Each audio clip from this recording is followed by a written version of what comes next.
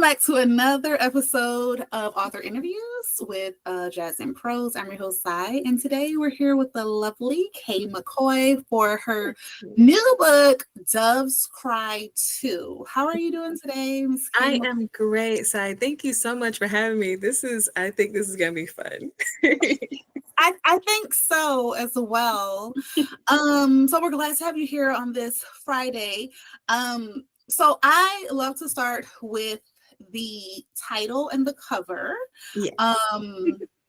For me, I just think all that is the fun of it, of creating and having this come to life. So tell us about your title and then the inspiration for the cover.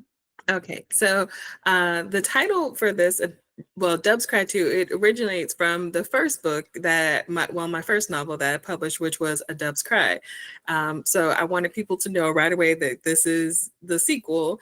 It's a second chance romance. And I went with this because I like the story that I'm getting from here. You don't know these characters, but you see that, one, they are obviously a Black couple, and two, they are together. But if you look at the way that they're like in this picture, it just spoke to me, and I can kind of use it to relate to the characters in the story. So that was the main reason behind this cover. I went with covers in color. I use them for like all my book covers because I am not book cover savvy at all.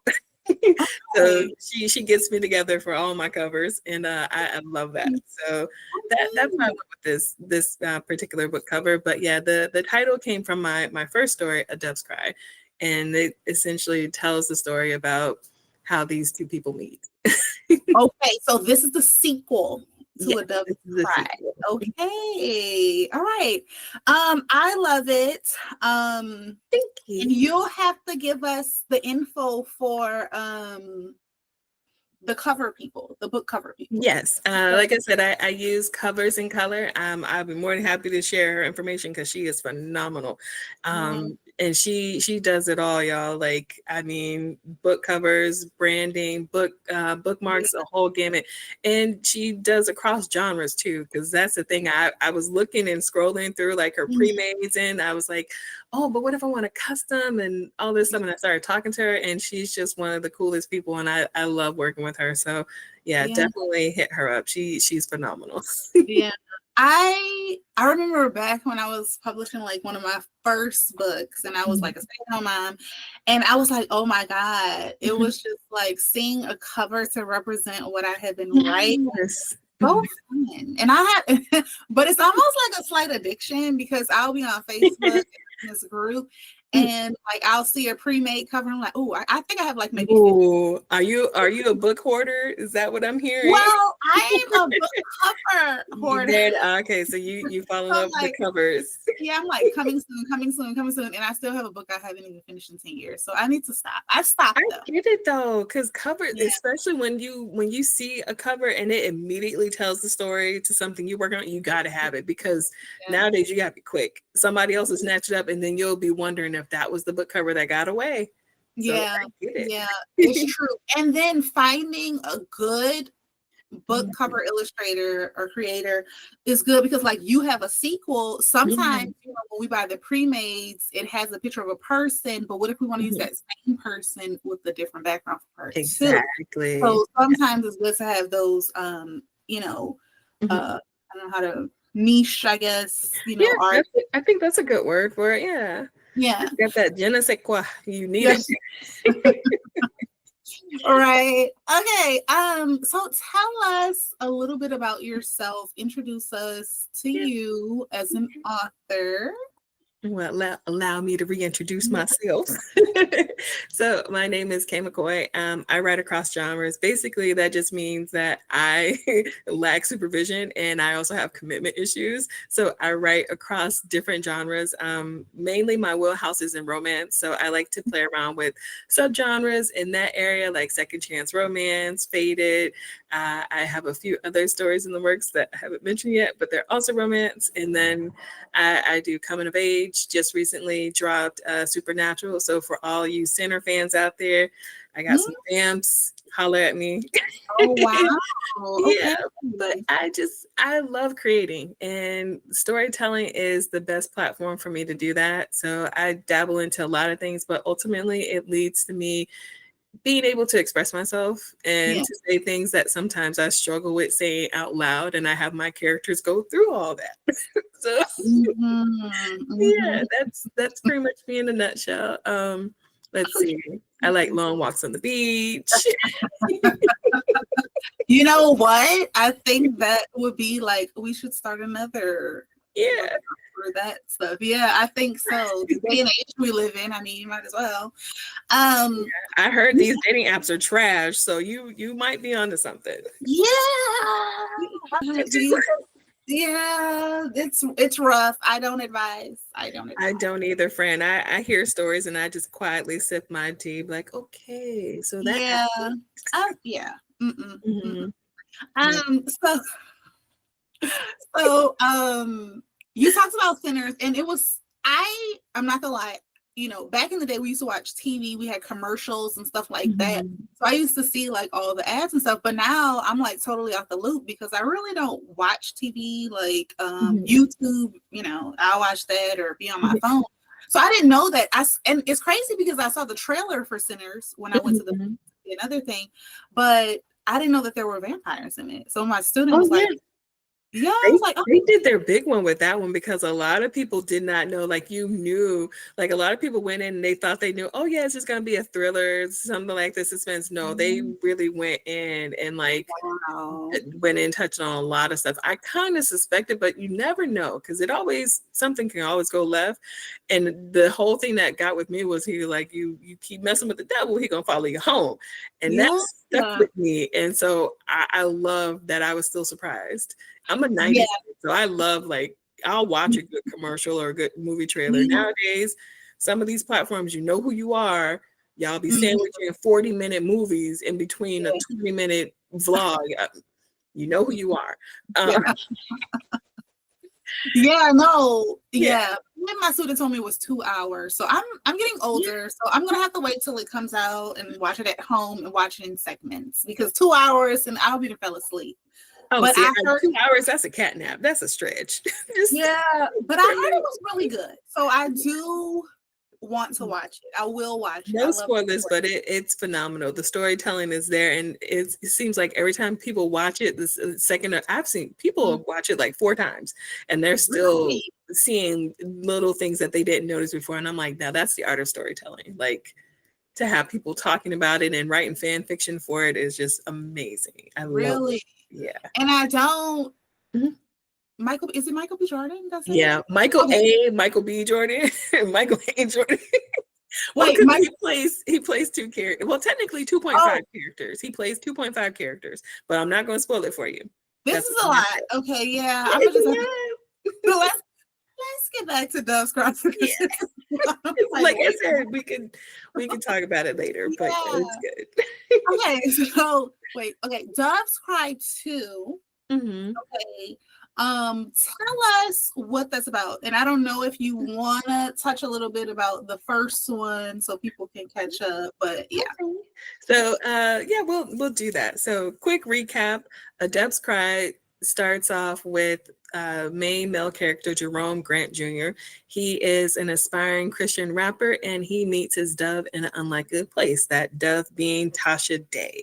She is very foul-mouthed, opinionated, pretty much everything the church tells him he shouldn't want. But of course, preacher Mm, kid that he is, that's who he yeah. down that for. And they begin a friendship and it leads to something more, and then they have to make a choice. She makes the choice for him, and then we get to Dove's Cry 2, which happens a couple of years later. They both have pursued their dreams, they both have their ideal lives, but something is missing. And Tasha Daye goes back home due to some tragic events, and they end up in each other's orbit, and they are left to confront what was left unsaid in their previous love story. So you Mm. get the fallout of that in Dove's Cry 2. Okay. That was you are really good at summarizing. Like that. really good. That's one of I hope my so, because these are my babies. I can yeah. write for them all day. I don't know what it is about these two characters, but thank you. I love writing for them. Now, and I love that you love your characters. Now,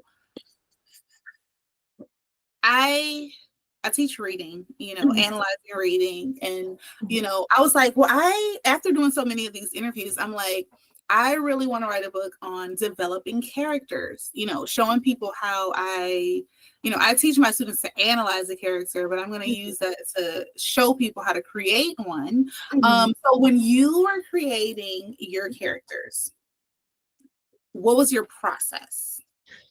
Well, that's the thing. I think maybe that's why I'm so down bad for these two characters, because I traveled a lot before the pandemic. So I initially started their story when I was overseas and I was living my best single auntie life. And the pandemic showed up and ruined everything. But neither here nor there. I was working and the first character came to me and it was Jerome. He off rip, he would not let me rest until I just at least like wrote down his character profile. And that was me entering his world. And it wasn't even like he gave me the character profile. It was literally him showing me this scene. He walks into a place and I couldn't make out what the place was just yet. It was almost like a dream.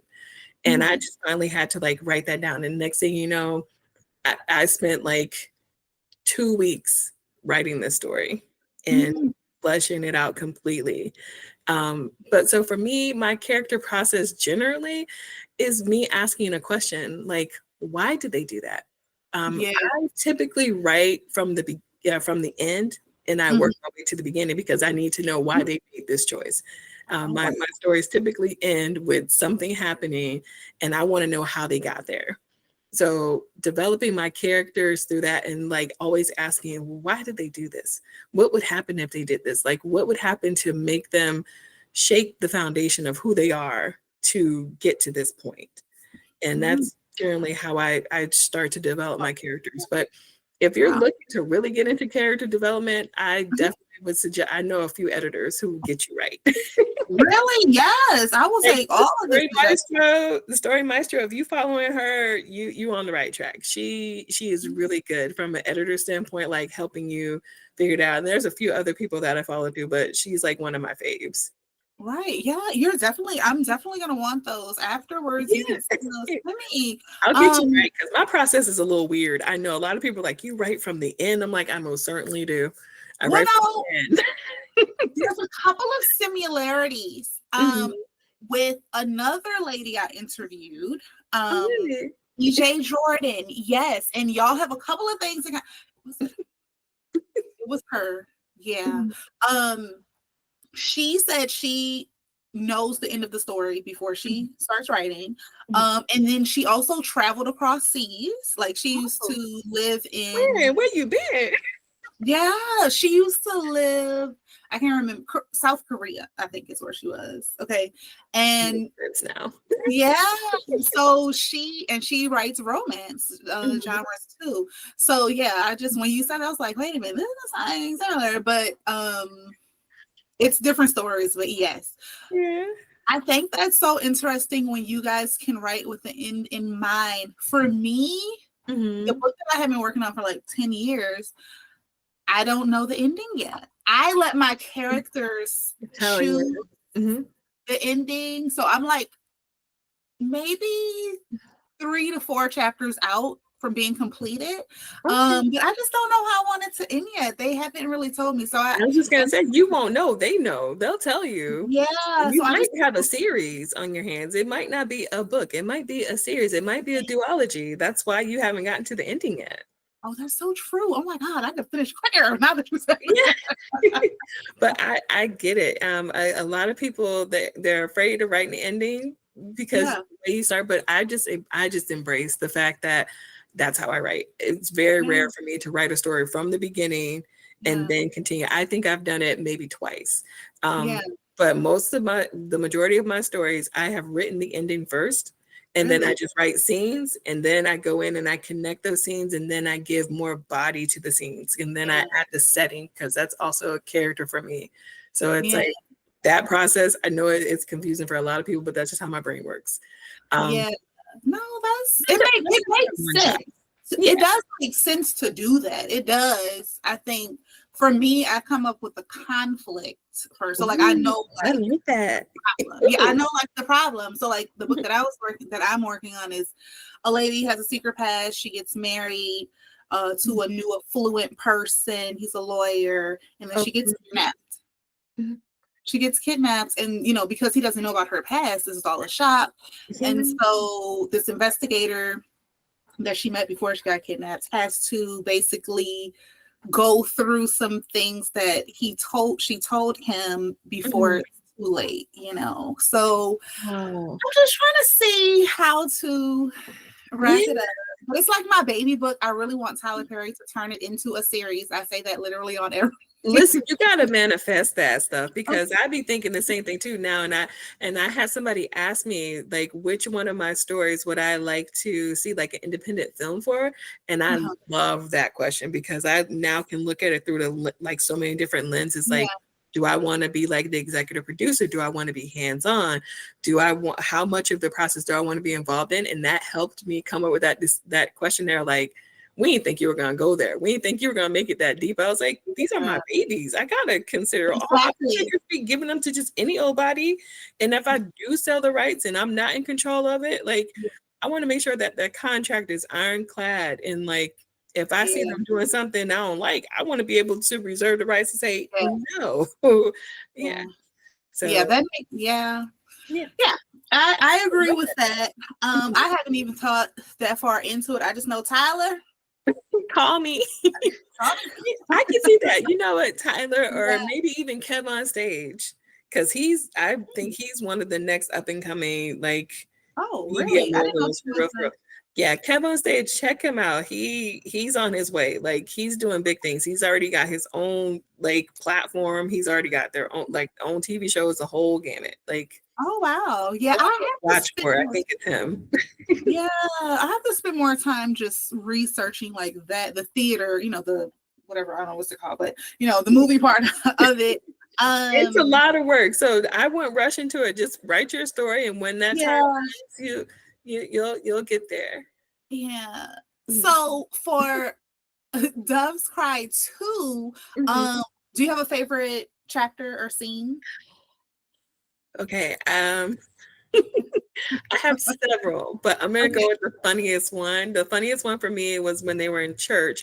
I don't want to say which character it was, but there was a character in church, and this person had particular beef with the choir. Some words were said, and a fellow author friend of mine coined this phrase, thought pocket. And I had to use it in that scene. And it's like it's a more funnier scenes in the story. I almost said movie. Manifesting. But someone calls a member of the congregation a thought pocket.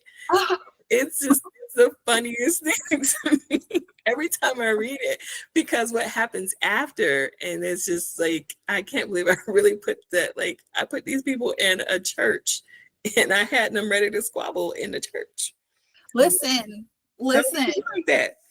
Church is a place for sinners, so that's, crazy things happen. Oh my God. And it just clicked when you said thought pocket. I'm like, oh my God, it's like hot pocket, but it's okay. I'm so no, it's okay. I write with Mo Flames. She's like I call her my pen partner. That's my pen in crime. Mo Flames and EA Noble. And one day we were sprinting, and I was like, I was writing this scene, and then she said it, and I was like, I need to put that in this book. And I just immediately started writing that scene. I wrote it like in 2 sprints, and it was the best thing in the world. I cackled after I wrote it. I feel like church scenes are some of the best scenes, like in movies and books. Is like in church, like those are some, I would see, I can see how that would be your favorite. It was. I loved it. And it's funny because for Dubs Cry 2, I have a church scene that's my favorite. And then in a Dubs Cry, I have another really good church scene because I tell people it's the story has church elements in it. It's not necessarily churchy, but there are church elements because Jerome Grant is a preacher's kid. And like there's going to be that subplot there. I have to. Like I wouldn't be doing his character justice if I didn't. But with a Dubs Cry, the church scene is completely different. That's when you realize just how down bad he is for Tasha Daye. Like if you read the story and you get to that part and you still don't feel the Kim, you still just put my book away. You ain't gonna hurt my feelings. Just throw it away. It ain't for you. Because after that scene, it's very evident. Yeah. Okay. I'm so intrigued. Okay. So for the writing and publishing journey, what is your writing process like? Now, you did say that you started from the end of the story, you worked backwards. Do you have a certain discipline regimen? Like, do you do it every day, or you have to find what works for you? Essentially speaking, this is my job. I have to have a level of professionalism, and I have to be dedicated to the craft to not only write, but to study it, to really learn the business aspect of it so that I can protect myself and my IPs later on down the road. As far as how I write, when I write, nighttime is the best time for me. I am fortunate enough to where I can work remotely. So that affords me more time than most people have to write. And I don't have children either. And I don't have a partner. My books are my babies. And I get to spend the weekend just chilling, writing. That's pretty much my vibe. But I pretty much write at night when I can, write all day on the weekends when I can. It's now to the point where I meet with my pen partners when I can, and we sprint together and we talk shop in between all of that. But you really do have to treat this like a job. If you are in it to make a profit and it's not a passion project for you, you have to treat it like a job. You have to schedule your hours. You have to take continuing education courses, aka workshops, seminars, all of that. So that's pretty much my regimen. It's a job for me. So, and it's something I love doing. So I have to find that balance to where it's not to the point where I burn out, but also where I get stuff done. So I would say typically I spend about 20, 25 hours a week writing and working on my craft. Yeah. And that's, I hear that and I'm so disappointed in myself. Everyone has a different approach to it. I know. It is, but summer's coming up. I'm a teacher, so summer's coming up.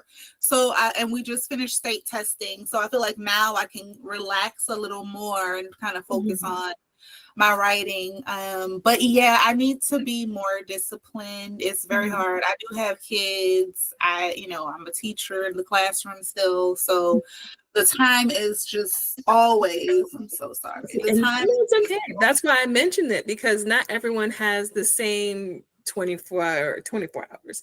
And I stress that because you might only have an hour every other day. You might have 5 hours a week. You might only have 1 day a week. You have to prioritize what's important to you, whether it's writing or watching YouTube videos or following people going live, finding people to sprint with. And it's difficult because nowadays, not everybody is in it for the same reasons. And some people are just scammers. I think, and this is controversial take, again, not everybody will agree with this, but I think every group, at least 5 to 10% of the people in that group scammers. They looking for people to scam. So you mean like navigate. So when you say scammers, you mean like the people who are writing the books? Or no, they are looking to take advantage of someone who doesn't know as much, so that way they get at there's 5 to 10% scammers, and then there are 15% vampires. And vampires are the people who will literally suck the energy out of you because they have no motivation to really write. As far as they are a writer because they say they are, and I'm not going to argue with that. That's your business. As for me and mine, we penning over here. Yeah. It's hard finding like a group of people that you vibe with and that are trustworthy enough, because in that space, like, again, that's basic math. That's like, what, you're already looking at 25-30% people in that group who are on the up and up.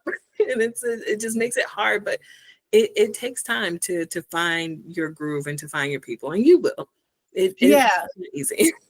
I agree. I think some of the Facebook groups, like I'm in a, I was in one, they blocked me. They blessed you. They blessed you, friend. Yeah, they blessed.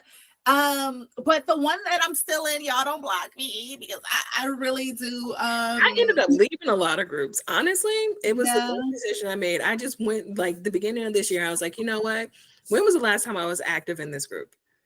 Okay, Yeah. I need to leave, because I'm Yeah. my people aren't in here, or I'm not willing to invest the energy that I need to really be a part of the community. And that's fine. Sometimes you just need to leave. Yeah.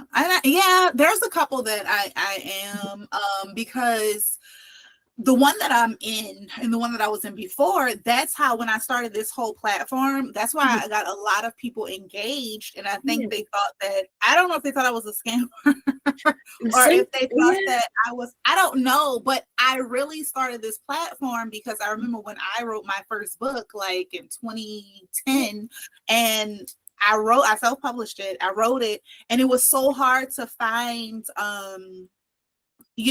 outlets to talk about my book. Like, I had done all this work, and I'm like, I want to go talk about it. So that's what led me to this. And I think, I'm sure there's other platforms that do that as well. But when I started putting it in there, I'm like, oh, so I got a lot of people that, signed up and wanted to do it. But I do think, like, a lot of the people in those groups are people who are looking for motivation to get started, but you can kind of tell the people who are like the ones who are like, this is a business, versus they're just kind of and that's okay if it's a hobby, but like, I think a lot of people in these groups are not honest, like, and it can be hard sometimes, because you're next to somebody who is really published and seasoned, and they've figured it out for the most part, and then you're with somebody who's, they're on the rise, and then there's you, and it's okay to say, I'm a hobbyist. And I encourage it. Like, I think that's great. If you're a hobbyist, or this is your passion project, and you just want to write this one story, that's great. But you have to know that, because otherwise it's so easy to get swayed and caught up in whatever is trending or whatever is going on around you, that you forget why you're there. So if you just need motivation to write your story, say that with your chest. If you just here for the vibes, say that with your chest, because we need people with the vibes. Like, I'm not gonna hold you, but like, as for me, this is what I'm doing. And I've been in spaces before where people are like, you can tell they started projecting hard. And I was just like, okay, it's time for me to go. Anything that has like too much emotions, or like, I'm like, this is not what we're here for, but okay. Like, I'm a runner. I'm a track star. I'm gonna exit stage left every time. It's just easier, because again, vampires, they will emotionally drain you. Oh my God. They aren't there yet, or they feel like they can't, and they see you doing it, and it's just a reminder of what they're not doing, and they will literally drain you of your resources, drain you of your time, drain you of your passion, until you're just like them. So, and I think when you're seasoned, you pick, it comes with wisdom, like, once you're seasoned and you kind of know, like, you've been doing it. Like, how long have you been writing for? Professionally, I've been writing since 2016. Okay, so we're kind of, so we kind of know now, like, people who are either at our level or beyond. And because I feel like in the beginning, a lot of people, for me personally, when I first started, it was a lot of trial and error, a lot of research, and everybody doesn't have that tenacity. I think that's the right word. It is. I use it all the time. It's right.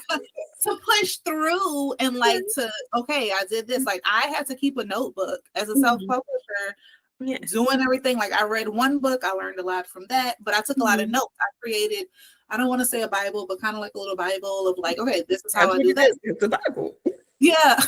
A Bible, a journal, diary, call it what you want. It helped you stay focused. It kept you consistent. Yeah. Exactly. So I think, yeah, and it does. Mhm. Boundaries are important in life, period. But as a writer, especially, like, oh my God. And like, Yeah. do you have to be, well, you say you write all the time, you treat it like a job. So you don't write just when you're motivated. Um, that's the thing. Like, because I write multiple genres, I guess it's a little easier for me to find motivation because I always have something that I can work on or Yeah. write or, fine tune. But Yeah. there are days when the words aren't coming and I need to find another outlet. And when those days come, I don't fight them. Just I let them Yeah. happen. But that's also sometimes that can also come back to haunt me because again, I'm not really good with deadlines. If you notice me on social media, I'll say I keep it very cute, very general, because Yeah. I don't want no smoke and I want readers to come to expect, like, okay, this is what Kay McCoy is working on right now. This is what she can deliver. You're not going to get a book a month out of me. That's just not Yeah, my yeah, that's I don't know. I can't do that. A book a month, unless it's like a children's book, maybe. maybe. Like, But you're but still getting an anthology from me. I love anthology, hate to see me coming. I do it, I try to do two a year. And I try to publish at least once a year. But I keep people up to date on what I'm doing because I'm also, I'm speaking at events, I'm hosting workshops, I'm doing virtual events. And I need to balance my time so that I can fit all that in together. Like success for me looks completely different than a lot of authors that I know. And that's okay. But holding myself accountable and reminding myself, like you say in your Bible or your journal, like writing that down because it will change. And that's the same thing with any business. You should hope that it would change because it leads to growth. So yeah, and I feel like that's what life is about, is growth. it really is. So people who want to become an author, what advice would you give them? What advice would I give you? Start saving your coins now because it's a real expensive hobby. But I mean, I don't want to just say, start now because that's what you're going to hear all the time. Yeah. Start now, No, start what you guys? yeah. Okay. Yes, it's very. It's expensive. It honestly, everything's expensive. Once you really start honing in on something and it becomes more than just like a passing hobby, it's gonna cost you some coin. And that's okay, but you want to start preparing for that. Yeah. And write and tell the weird stories. If you say, oh man, nobody wants to read this, you know what? I'm pretty sure somebody told Ryan Coogler that Sinners was gonna flop. I know somebody told him that at least once or Right. twice, and your man did it anyway. Listen, when I was in college and I read Kafka Metamorphosis, if this man could write a book about a person turning into a large cockroach. Write the weird stuff. Just I was like, oh, and I hate books. I rarely use the word hate, but I cannot stand a book. And when I was in that class and I was like, somebody actually wrote us back in the day, like yeah. So write your story. People out here writing Amish thrillers. Nothing is off the table. I'm not gonna lie, that don't sound too far-fetched. Amish thriller. There's a lot of stuff out there. Like people write the weird stuff. And then your job, when you become serious about being an author, your job is, I was just talking to somebody about this today. Your job when you are an author is to find your readers, but you first have to write. I'm a book dealer. Okay. Yeah. I want readers. So my products are my book. That's how people enter my world. If I don't produce books, AKA products, I'm not going to have readers. So you first have to write. And finding what works for you as a writer. That's honestly my real advice. Find what works for you as a writer, and if it's weird, write it anyway. Somebody gonna read it, trust me. I beta read, and I'm also a sensitivity reader, and I come across some wild stuff. But it's helped me as an author because I'm like, you know what? I can write whatever I want because these people have readers that show up for their books. And I'll just be like, okay, you wrote that. And it was. Yeah. And I think that's, for me as a writer, I want to write a story that is classic, memorable. People are going to talk about it. Yeah. So many plot twists, because the book I'm working on is a mystery thriller. So I want to get the people talking, Yeah, and you will. But yeah, as an author, that's your job, is finding your readers, and you will. yeah, But you gotta give them the product. You gotta give them. yeah. I know, girl. I know. It's tough, I know, but you're getting. Honestly, I think you might have a dual story. It might be a dual. It might be. I'm thinking, but then again, I have so many other characters for other stories that are like fussing at me in my head because they're like, hey, we need this. No, but you're right. I'm so sorry. You're right. You're right though. But I like what you just said, because it's almost like a waiting room. Like everybody is waiting to see you. And some people are like, hey, we've been here for years. Yeah. When we gonna get seen? And they'd be like, I know you ain't cutting the line. Like it's a whole thing. It's I mean, I just pray. And I think, who did I hear say? I think it was Jamie Foxx in an interview years ago. And I want to say it may have been Oprah, but she asked him like, what's your biggest fear or something like that. And he was like, that I'm not going to have enough time to put out the things that I'm, gifted with. Yeah. They said it in Hamilton. He's writing like he's running out of time. Yes. And that's legit how I feel. And I literally had to like talk to myself and say, okay, if I don't have the time to do this, what stories am I working on now that I need to work on now? Yes. Because we all are not going to be here forever. So really, and that's another reason why I tell people you have to really learn how to protect your work, because you're not going to be here forever. And what happens to your work when you're gone is also important. Yes. Yeah, yes. I do feel like I'm running out of time all the time. That is a legit fear. I know. Okay, because we have so many good topics we're talking about. We're going to get into the trivia. One other question. Okay. What are your thoughts on AI? AI is here. It's not going anywhere. What you choose to do with AI is what you need to stand on. Everyone's going to have mixed reviews about it. From an ethical standpoint, I have concerns. I'm going to always have concerns, and I'm always going to be concerned about protecting the bottom line and protecting creators.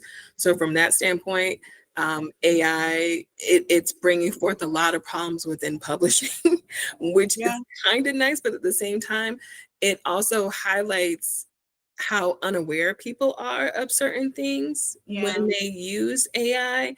And that part is becoming very clear, but also, and I'm speaking as a Black woman who has struggled with finding, book covers, characters that I can use in my story. So I understand the appeal of AI. However, my moral standing on it won't allow me to do it.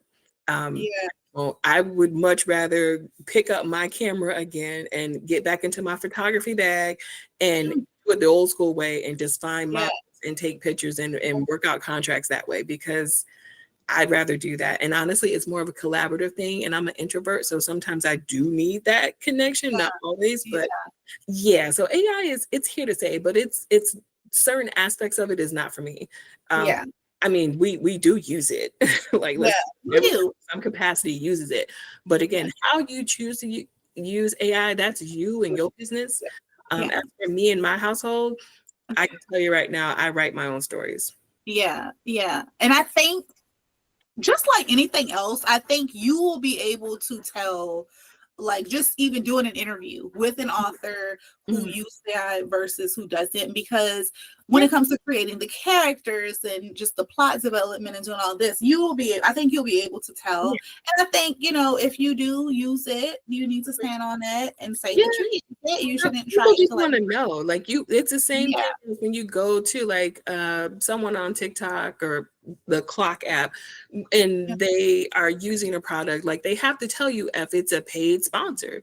Your AI is no different. If you're using it, people will know. And then if you don't tell people the truth, they will also know that you're a lying liar that lies. So it's in your best interest to be upfront about that. So again, however you choose to use AI, you just stand on that.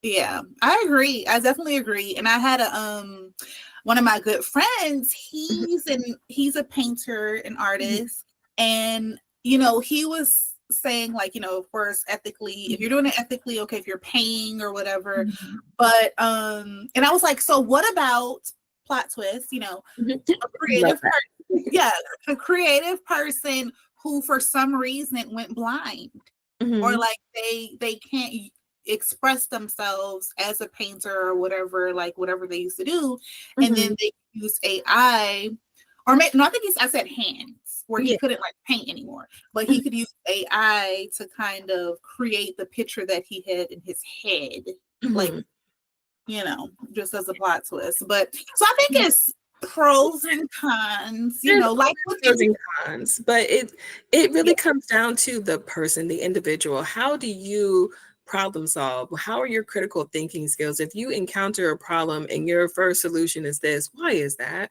And I feel like a lot of people are losing recipes, and AI as a whole, it does come at a cost. I'm gonna say that. I'm not gonna say the first thing that came to mind, because that's bad for business.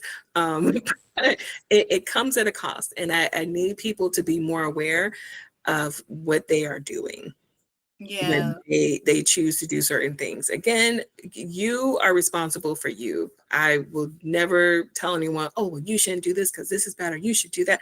Nope. I just will say, for me and mine, I do use AI in a very limited capacity, but I still prefer working with illustrators.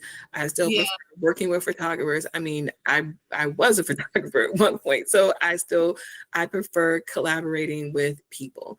And I know that can be difficult, and I know that it can be expensive, but I also know that it is always worth it. Yeah, it is. I agree. I keep going back to Sinners, but like, really, that was a collaborative project. Just the way that it has breathed life into social media and has inspired so many new, like, creative people. It's outstanding. And I feel like with AI, you lose that. And that's why people gravitated to this movie the way that they have. And it's this renaissance of vampire movies, and the same thing can happen with people. But AI has had its own renaissance, and good or bad, we've seen that, and now we can't say we don't know. Like, you can't fail it anymore. Yeah, I would definitely say support the arts, guys, like humans, people. Like, I recently went to Drunk Shakespeare, and just being back in the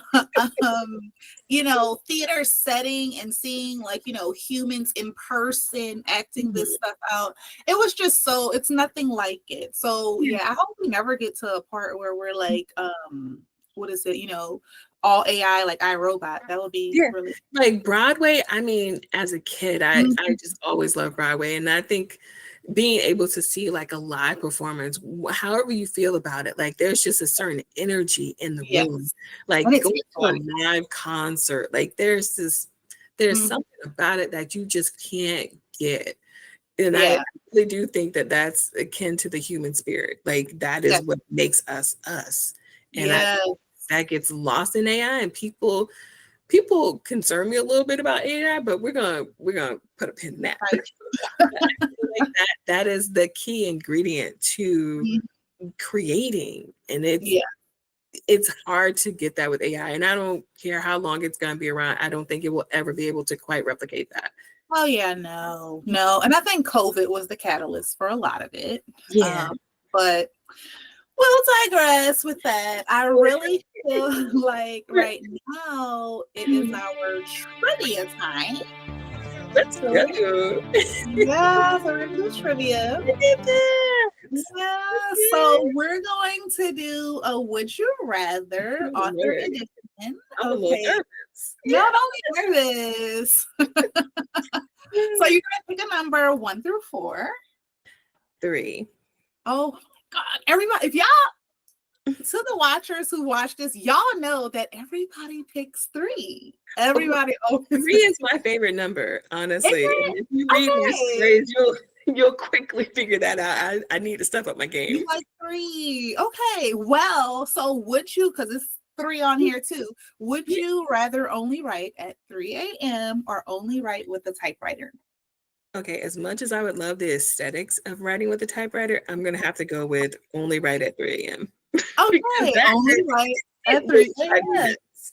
Yeah. Yeah, that's usually what most people pick. I think I may have had 2 people out of all the interviews that I've done that have picked 3 say that and one girl, I'm sorry, Christina's out. I'm always gonna say this. She picks 3, question number 3, and she picked a typewriter and she literally picked up her typewriter and showed me her typewriter. Oh yeah, like but nowadays they have the USB ones, which are nice. That's like I'm gonna Oh, treat myself after, because whenever I publish a book, I always treat myself to something nice. So I was like, I can get myself a tote and carry bag, or I can get myself the USB like typewriter for the aesthetics and just yeah. and I was thinking about getting one of those this time. To look into that because when I was growing up, I had like the old like roll it, slide over. Ooh, you had a Yeah, classic. that Okay. was like back in the day. I'm That a 80s, 89, 80s baby. yeah. Yeah, I Mhm. had one. I love that Okay, for you. so closing and future plans. So what is next for you, Miss K. McCoy? Next for me, let me just do it in chronological order so I don't forget. Okay, real quick, real fast. For those of you that are students at HTU, so Hillman Talk University students, this is for y'all. I will be instructing a creative writing class. So you can enroll now until I believe May 12th. So it's creative writing, inspiring storytelling for aspiring authors. You don't necessarily have to be an aspiring author. If you want to learn how to express yourself creatively with the pen, I got you. And this summer, I have my next book release, which is a coming of age music story. And it's very near and dear to my heart because it is actually my first ever novel attempt that I revamped and I am now ready to release. So I'm super excited about that. And also in November, I will be attending Author Nation, where I will be guest speaking on anthologies. So yeah, Oh wow, I'm here. They got me outside. yeah, you outside I girl. know. I'm like, Wow. oh, Well, congratulations on all of that. That is amazing. thank Y'all y'all definitely need to check out both of these. So the prequel, is it prequel and sequel? Yeah, this is a sequel, and then here is A Dove's Cry. This is the first book because it's cold where I'm at, so I always have on a hoodie. Yeah, This is love it, girl. Wrap your stuff. That's what we have to do. Okay. yes. So Dove's Cry 2 is part 2, and then A Dove's Cry is the first part. So y'all check this out. Where can we find your book? Well, you visit my website at www.authorkmccoy.com. There's a whole bunch of other stuff there that if you want to know about me, and I still love blogging, so you can find blogs there too. But you can also find in the books tab, that is where my books are. So yeah, just visit my website and you will find them there. Okay, love that. And then also, do you have any social media handles? Yes, I am pretty popular over on the Clock app, so you can Okay. find me there as Author K. McCoy. Okay. I'm also on Facebook, and the Threads is popping right now too. And I'm on IG, Author K. McCoy too, because IG won't let me be great, and I had to start a new account. But it's up to date. It's there. And then obviously I'm on WordPress because again, I still like blogging. It's just nice. Yeah. Oh my God. Yeah. Yeah. So really quickly, is the Clock app TikTok? Yes, it is. Okay, I'm getting old. That's why I said I was like the Clock app. Oh, okay. Why is it called the Clock app now? I guess a lot of people just for some reason they said that instead of TikTok. I call it the TikTok shopping network because that's really what you find over there now. VC, this is listen. I swear, at least once a week, somebody's like, "Yeah, I was on TikTok and I bought this," or "Ooh, I finally got caught by TikTok." Okay, go ahead, give me your money. Yeah, I'm not gonna lie. My ring light that I'm using is from TikTok. Now I deleted TikTok that first time when it was banned, and I said, I'm not gonna do this back and forth. We keeping it or what's going on? I said, I'm keeping it. This is my real estate. I'm gonna keep it until I can't access it no more. I But heard it's really good. Make sure to update your, what is it? Oh, I can't even talk. Make sure you back up your stuff. That's what I'm trying to say. Back up your videos. That's They're true. gone. That's a good tip for y'all out there. Back up those videos if y'all out there using. Yeah, these platforms ain't loyal. Back up your stuff. That's so true. Yeah. Well, we loved having you here. Oh my God. Thank you so much. This was fun. Yes. You're welcome back anytime.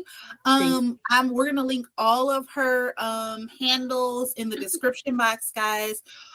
So yeah, Kay McCoy, thank you for stopping by at Jazz and Pro. Me.